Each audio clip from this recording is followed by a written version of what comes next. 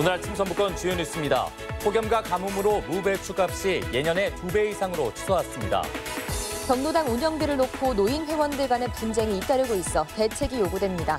정부가 천안 논산간 등 민자고속도로 통행료를 단계적으로 인하하기로 했습니다. 전라북도 지역은 오늘 더위가 기승을 부리는 가운데 일부 지역엔 소나기가 내리겠습니다. 여러분 안녕하십니까? 전주 MBC 뉴스투데이입니다.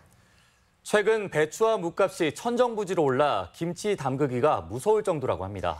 네, 정부가 물량을 대거 방출하기로 하고 오늘부터 농협 매장을 통해 절반 값에 판매하기로 했습니다. 박찬익 기자입니다.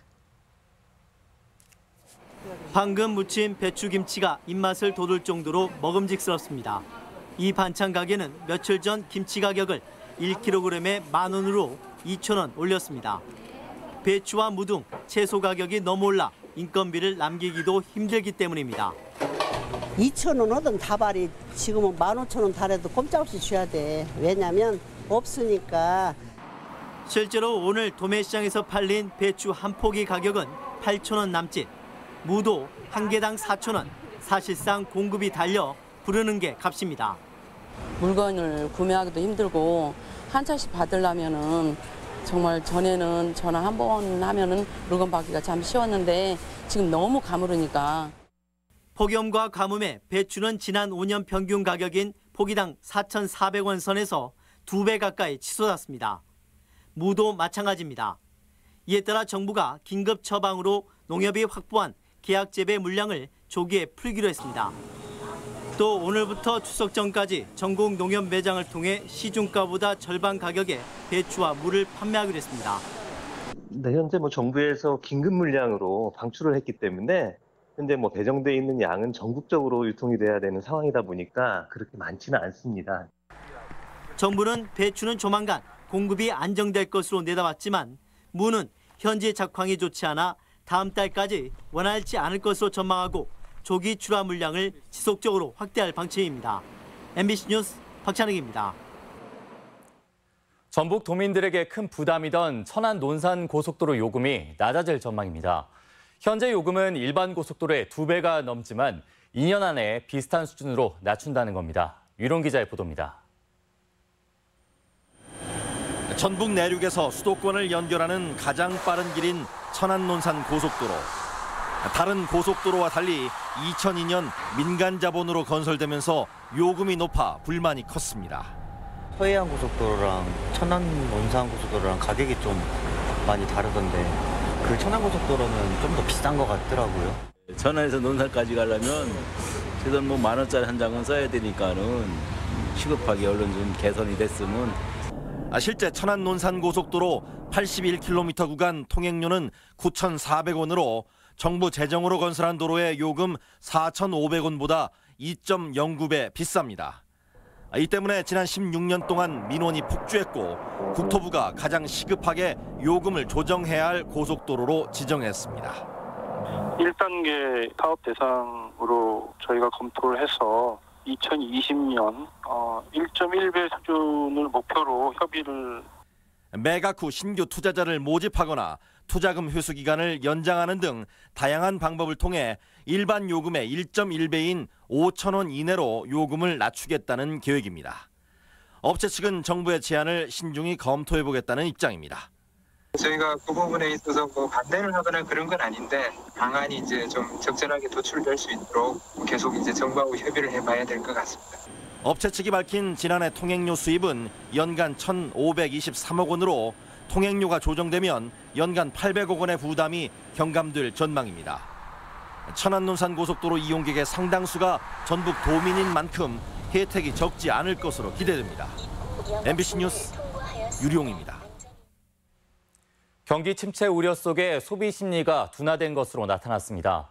한국은행 전북본부가 최근 도내 400여 가구를 대상으로 조사한 결과 소비자 심리지수는 101.3으로 한 달 전 104.1과 비교해 2.8포인트 하락한 것으로 집계됐습니다.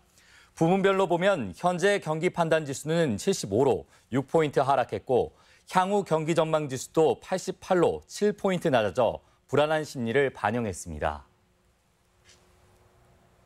도심 경로당마다 회원들 간의 고소와 고발이 잇따르고 있습니다.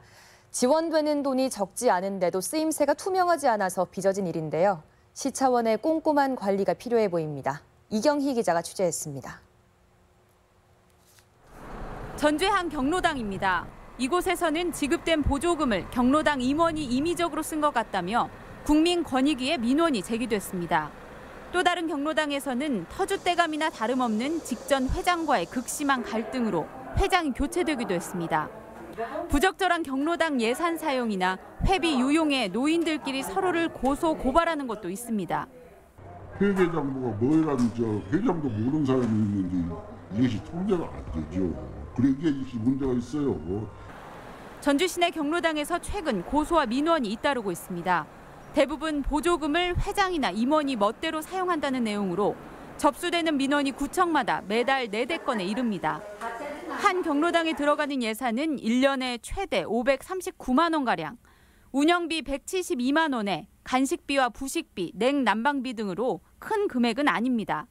하지만 대다수가 어르신들이다 보니 회계나 결산이 이루어지는 곳은 거의 없습니다. 공금을 임원진들이 쌈짓돈처럼 쓰더라도 적발할 방법도 없는 겁니다. 구청이 할 수 있는 일이라야 기껏 카드 내역을 확인하는 게 전부입니다. 저희가 이제 게시판이라든가 설치 운영해서 그 해에 보조금 지급 내역이나 경로당에서 지출하고 있는 월별 지출 내역. 전주시가 관내 600여 경로당이 지급하는 보조금은 연간 20억 원. 회원들 간의 분쟁을 막고 효율적인 예산 사용을 위한 시 차원의 관리 감독 시스템 마련이 요구되고 있습니다. MBC 뉴스 이경입니다. 전북도의회 송성환 의원이 경찰의 수사를 받고 있습니다. 2년 전 도의회 해외 연수 과정에서 여행사로부터 리베이트를 받았다는 의혹 때문입니다. 한범수 기자입니다. 지난 2016년 9월 전북도의회 행정자치위원회 11명의 의원들은 7박 9일 일정으로 동유럽 연수를 다녀왔습니다. 당시 행정자치위원장은 송성환 현 도의회 의장, 전북경찰청은 당시 해외 연수 준비 과정에서 금품이 오간 의혹에 대해 첩보를 입수하고 송 의장을 수사하고 있습니다. 경찰은 송 의장이 동료 의원들의 여행 비용을 실제보다 부풀려서 여행사와 계약하고 차익을 챙겼을 가능성이 있다고 보고 이 부분을 확인하고 있습니다. 송 의장은 현재 전화를 받지 않고 의회 사무실에도 나오지 않고 있습니다. 또 주변에 정치적인 음해일 뿐이라며 제기된 의혹을 모두 부인한 것으로 전해졌습니다. 의장님은 혹시 안 계시나요? 안 계십니다. 저희 오늘 일정이 없어서요. 다른 개인적으로. 경찰은 연수에 참여한 당시 도의원들과 공무원 그리고 여행사를 상대로 조사를 벌이고 있습니다. 이런 가운데 송 의장이 의회에 나와 당시 상황을 밝혀야 한다는 지적도 나오고 있습니다. MBC 뉴스 한범수입니다. 태풍 이후에 내린 집중호우로 도내에서만 21건의 피해가 집계됐습니다. 전라북도에 따르면 남원과 진안 등 농경지 78헥타르가 침수됐고 익산과 김제에서는 상추와 토마토 등 시설하우스가 10헥타르가 물에 잠겼습니다. 또 순창에서는 산사태가 발생해 농경지 1헥타르가 매몰됐고 남원과 완주, 장수에서는 도로에 토사가 유입돼 응급 복구가 마무리됐습니다. 해경 함정에서 집단 식중독이 발생해 보건당국이 역학조사에 나섰습니다. 군산해양경찰서는 관내에서 운행 중인 300톤급 경비함에서 해경 직원 등 14명이 복통과 설사 등의 식중독 증상을 보여 치료 중이라고 밝혔습니다. 해경은 함정에 구비해 놓은 식량과 물이 상했을 가능성이 있다며 역학조사를 맡기고 대체 인력을 파견한 상태입니다. 가야사의 변방으로 취급받던 전북 가야가 세계유산 등재에 참여하며 점차 기지개를 켜고 있습니다. 하지만 발굴 조사가 걸음마당기여서 정부의 관심과 지원이 무엇보다 시급해 보입니다. 강동혁 기자입니다. 가야고분군의 세계유산 등재를 협의하기 위해 송하진 도지사와 경남북지사가 마주 앉았습니다. 전라북도가 경상도의 전유물이었던 가야 문화의 한 축으로 인정받기 시작한 겁니다. 가야 역사가 우리 전라북도에도 존재했다. 또 역사를 새로 쓰게 됐다는 그런 의미 깊은 날이다. 저는 이렇게 생각을 합니다. 전북에 집계된 가야 유적은 750여 개, 지배계급의 무덤인 고분이 450여 기로 가장 많고 제철 유적과 봉수, 산성 등 종류가 다양합니다. 발견된 곳도 장수와 남원뿐 아니라 무주와 완주, 임실 등 동부권 7개 시군으로 넓습니다. 특히 적의 침입을 알리는 국가 핵심 시설인 봉수가 경상도가 아닌 장수로 집결되는 점은 높았던 전북가야의 위상을 말해주고 있습니다. 세계유산 등재가 추진되는 유적 7개 가운데 전북에서는 남원 유곡리와 두랑이 고분군만 이름을 올렸습니다. 발굴 조사가 뒤처진 탓인데 열악한 시군 재정으로는 조사가 지지부진할 수밖에 없어 무엇보다 특별법 추진이 시급합니다. 특별법이 제정되면 국가사적이 아니더라도 국비 지원이 가능해 발굴 조사가 속도를 낼 수 있습니다. 발굴 조사가 미진한 상황에서 그 많은 유적을 대상으로 발굴을 한다는 게 적지 않은 부담이 되지요. 정부 차원의 지원은 우리 전북으로 봐서는 굉장히 고무적이라고 할 수가 있지요. 전북가야가 잊혀진 고대 역사를 되살려 전북의 자부심으로 거듭날 수 있을지 관심을 모으고 있습니다. MBC 뉴스 강동엽입니다. 시민단체와 학계 인사들로 구성된 새만금 도민회의가 군산 청소년 수련관에서 창립총회를 갖고 공식 활동에 들어갔습니다. 새만금 도민회의 관계자들은 총회에서 새만금의 지속 가능한 발전을 위해서는 해수 유통으로 목표 수지를 달성하고 개발 계획을 변경해야 한다고 주장했습니다. 또 도민과 함께하는 논의의 장을 만들어 향후 새만금 사업을 추진할 것을 현 정부에 요구했습니다. 총회장에서 열린 오창환 전북대 교수의 강연 내용 일부 들어보시겠습니다. 환경도 보존하고 전라북도의 경제도 극대화시킬 수 있는 방안이 있습니다. 그런데 그것은 가장 기본적으로 해수 유통을 어느 정도 하지 않고서는 불가능하다는 사실. 그래서 이제까지와 달리 해수 유통을 하면 사업이 망가지는 게 아니라 해수 유통을 안 하면 전라북도의 새만금 사업은 성공할 수가 없다. 그래서 그런 것을 위해서 새만금 민간 협의체를 구성해서 앞으로 저희가 좋은 안을 만들어내야 될 것 같습니다.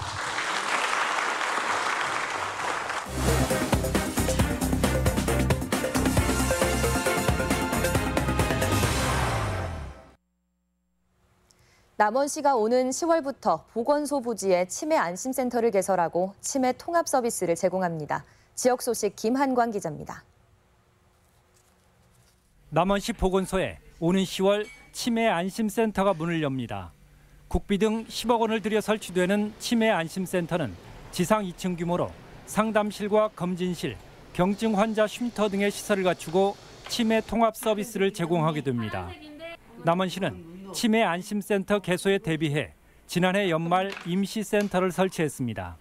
치매 환자와 가족에게 경제적 부담을 덜어주고 다양한 서비스 제공을 통해서 치매 걱정 없는 남원을 만들어 가겠습니다. 임실군이 중대형 국비 사업에 잇따라 선정돼 지역 발전의 기대감을 높이고 있습니다. 임실군은 308억 원 규모의 노후 상수관망 정비 사업 대상지에 이어 덕지면 평지천 생태하천 복원 사업에도 선정돼 25억 원의 국비를 확보했습니다. 또 청년 창업농 육성 대책의 하나인 스마트팜 경영 실습농장 조성 사업 공모에서도 국도비 12억 원을 지원받게 됐습니다. 완주군이 음식과 예술과 창업 공간인 팝업 스페이스 누에 살롱을 운영합니다. 군청 뒤편 옛 잠정 연구소장 폐관사를 리모델링한 누에 살롱은 전시 공방홀과 공유 부엌, 다목적 공간 등을 갖췄습니다. 누에 살롱은 지난달부터 음식과 커피, 지역 예술인들이 팀을 이루어 정식 운영되고 있습니다. 예비 창업가들이 창업 전에 느끼는 두려움을 누에 살롱에서 다양한 경험을 통해 자신감으로 바꾸고 일자리 창출의 요람으로 만들겠습니다. 올해 무주 반딧불이 축제가 다음 달 1일 개막합니다. 문화관광부 선정 대표 축제인 반딧불이 축제는 올해가 22번째로 반딧불이 신비 탐사와 마술 공연, 곤충 만들기 등의 풍성한 체험 행사로 관심을 끌고 있습니다. 특히 반딧불이 신비 탐사에는 벌써 3,600명이 인터넷 접수를 마치는 등 인기 프로그램으로 자리를 잡았습니다. MBC 뉴스 김한광입니다. 전라북도에 따르면 리콜 대상 BMW 차량 2,800여 대 가운데 안전진단을 받지 않은 차량은 도내에 54대가 있는 것으로 조사됐습니다. 이 가운데 14대는 차주의 거주지가 명확하지 않아 운행정지 명령서가 전달되지 못했으며 경찰은 안전진단을 받지 않은 차량이 운행할 경우 적발해 점검받게 한다는 방침입니다. 국회 이용호 의원은 자동차 회사가 리콜을 지연시키고 자료 제출 요구를 이행하지 않을 경우 과징금과 과태료를 최대 10배까지 높인 자동차 관리법 개정안을 대표 발의했다고 밝혔습니다. 이 의원은 최근 수입차 화재 사태는 제조사가 리콜을 의도적으로 지연시키고 자료 제출을 성실히 이행하지 않은 탓이 크다며 법안 취지를 설명했습니다. 박근혜 정부에서 중단됐던 국립지덕권 산림치유원 조성이 본격화됩니다. 전라북도와 산림청, 진안군은 어제 도청에서 업무 협약을 맺고 2022년까지 지리산과 덕유산권 산림치유원을 짓는 데 힘을 모으기로 했습니다. 지난 배구면에 설립되는 지덕권 치유원은 국비 820여 원이 투입돼 휴양과 숙박, 산림치유 공간이 포함된 한방치료 특화지구로 조성됩니다. 다음은 우리 지역 행사와 문화 소식입니다. 오늘 문화가 있는 날을 맞아 덕진예술회관에서 전주시립교향악단의 한여름밤의 콘서트로 마련됩니다.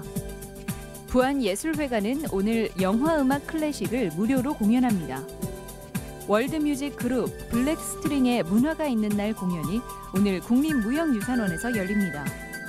크로스오버 심포니 오케스트라와 함께하는 끝판왕 콘서트가 오늘 남원 춘향문화예술회관에서 펼쳐집니다.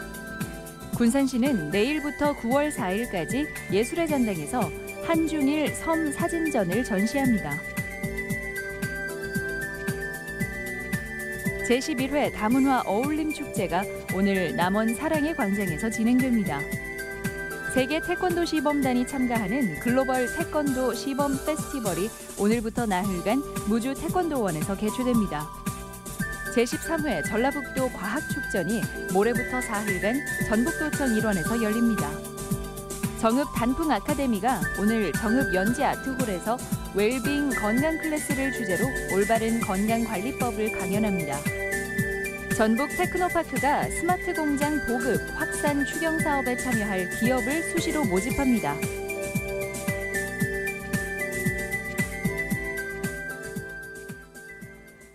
(8월 29일) 전북권 날씨입니다. 정읍과 임실에 폭염주의보가 발표된 전라북도는 오늘도 덥겠고 일부 지역에는 내일까지 최고 80mm의 소나기가 내리겠습니다. 미세먼지 농도는 좋음 수준을 보이겠습니다. 지역별 최고 기온입니다. 전주 33도, 완주 32도, 동북권은 무주 31도, 진안 30도, 서해안권은 부안과 고창이 32도 등을 기록하겠습니다.